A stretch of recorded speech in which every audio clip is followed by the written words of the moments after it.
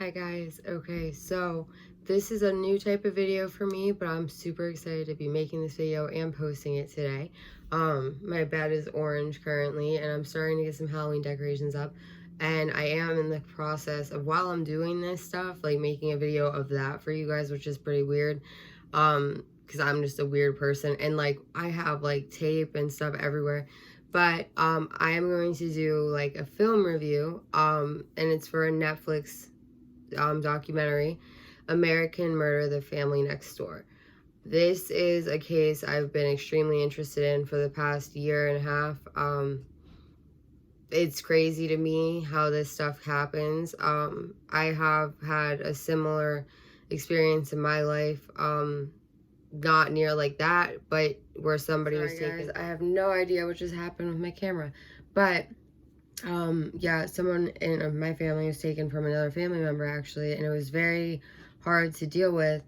But we're gonna dive into this. I do want to say before I comment on anything else that there is, I mean, it's only an hour and 22 minutes on Netflix, but the thing is, like, it doesn't cover nearly as much as what there is about this case, even publicly known.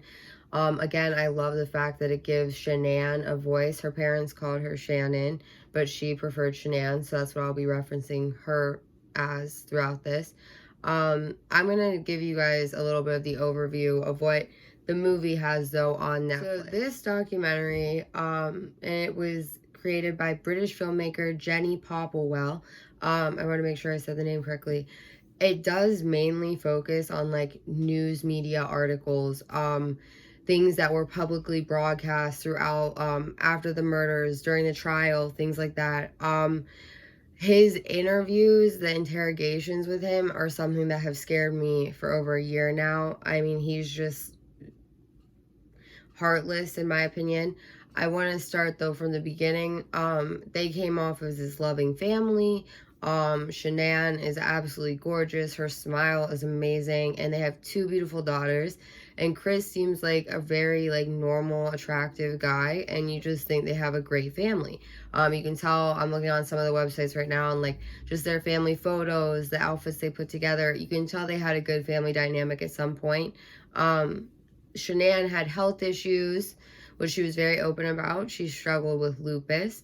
And when her and Chris had originally got married, that is like when she was at her lowest. And it scares me to say this, but later on and in this movie, it's even shown at the end, like how she says she met Chris at her all-time low and he loved her then. It kind of foreshadows the fact that when she actually became a little more successful, he didn't. I'll get to that though. I just had to put that out there. It's one thing I've thought this whole time since I watched this. And I watched it about 4 times now just to make sure I'm able to reference things correctly, because it's hard to tell sometimes from this movie, from everything I've seen online. Basically though, they get married. Chris was not like overweight, but he was a little overweight. Then it shows throughout the marriage, they moved to Colorado, and his family thought, we later find out that they thought she was like taking him away from them, which he's an adult man starting a family. So, and I mean, they bought the house. I believe it was like $70,000. And nice we house. See like them talking about their house purchasing, and like Shanann talking about like her family coming from no money, how money, like she really like worked hard. She worked for a company called Thrive. We'll get to that then though too. Basically, you get like attached to this family. Even before I watched the Netflix documentary, it's hard to not get attached. Like, I'm a mother, and, you know, I love my daughter more than anything on this earth, so it's hard for me when I hear anybody's kids going missing or anything bad, but then especially, like, the own parent, it's, like, very hard to stomach, but then you get a little bit deeper, and then you start feeling like you're a part of the family. Shanann was very active on social media, always showing like the happy times, also talking about serious things sometimes too, about like health issues, and she was always like motivational though, and I feel like that was a goal of hers. But also Chris did not seem to like that like public recording all the time, like, let's upload this type of lifestyle. And I can understand both sides of that. As somebody that enjoys making content to upload, I understand wanting to upload things. Even on my Facebook and Instagram, since Audrey was a toddler, I've always had videos, pictures, because there's things, and I have family that live across the country, and it's not, like, I hate to say this, because I do love all of them, but it's like I'm not going to sit there and individually text each and every one of them. It's typically like I'll post it, and it's mainly family that sees those things. But I will say I am a very personal person too. I've had people get bothered by that, even they maybe not want to overshare online, especially like with certain things. Like there's just no reason to me. So I get both sides, but Chris was definitely uncomfortable. So I'm just gonna kind of fast forward towards, well, I mean, if you're watching this, most likely you know what happens, but I'm just gonna say what I liked about the film, and what stood out, but also give enough of an outline that you, if you didn't see it, and obviously this spoiler alert, I'm sorry for not saying that before, but it's like I want you to understand kind of what happened, but I want to get to the most important parts of this film. So basically, we get to the part where we find out Chris Watts is having an affair with Nicole Kessinger. And that's where things get. There's a video I will link below, that I'm going to reference some things.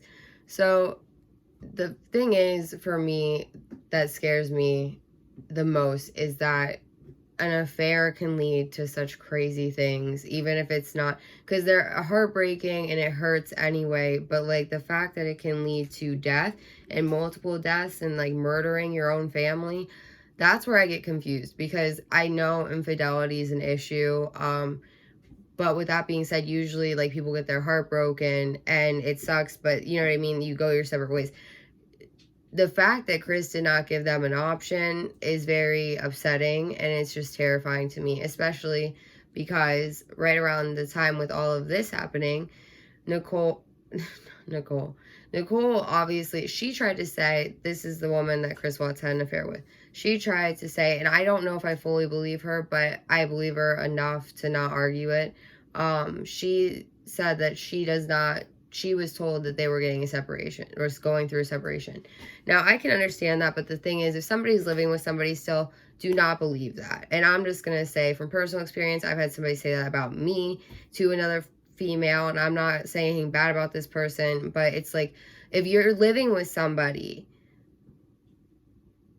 I don't know, it's just like, if you're being like, oh, well, you know, this and this, but it just, okay, so my point is, Chris Watts is a sketchy guy. Basically, Shanann is making a video to upload. It's very like happy, and she's very happy, and it's a pregnancy announcement, and she surprises Chris in this video, like as she's recording it, so you can tell he's not genuinely.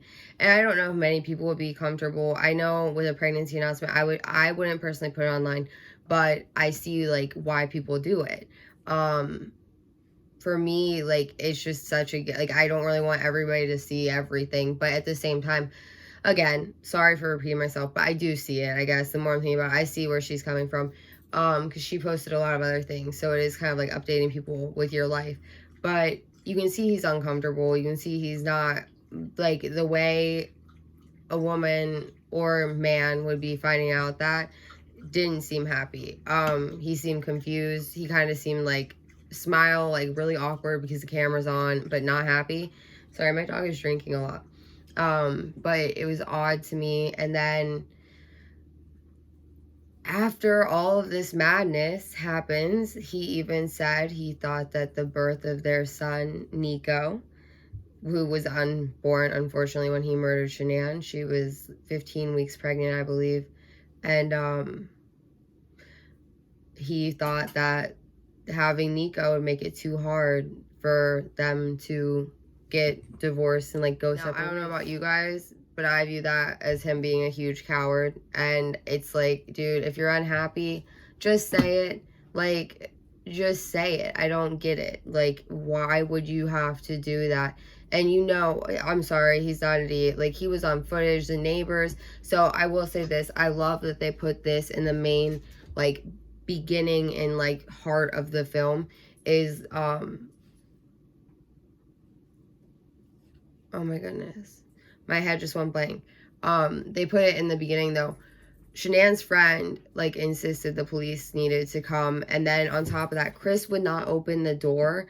And just, like, his whole body dynamic, I feel like at that point, I feel like before he killed them and during and after the investigation, everything, I think he just doesn't care anymore. Like, I don't think he's going to actively admit and, like, fess up details, but I don't think he cares that he was caught anymore. I think he knew it was happening, especially, you know, in the beginning of the movie, you'll see that her phone's still there.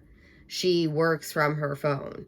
And Chris acts like that's, like, normal. Well, no, he acts like it's not normal, but he's not surprised. And just a lot of weird things. He tries to, like, say that she's with a friend, but her best friend's there and saying, like, who is it? And he can't really even name anybody. Then on top of that, later on, after, oh, this is a lot. So later on, during one of the interrogation, like, interviews, which you guys will see, he literally sits there, the detective's asking, like, during and stuff after the polygraph, like, you know, she insinuates, did Shanann do something that infuriated you to kill her?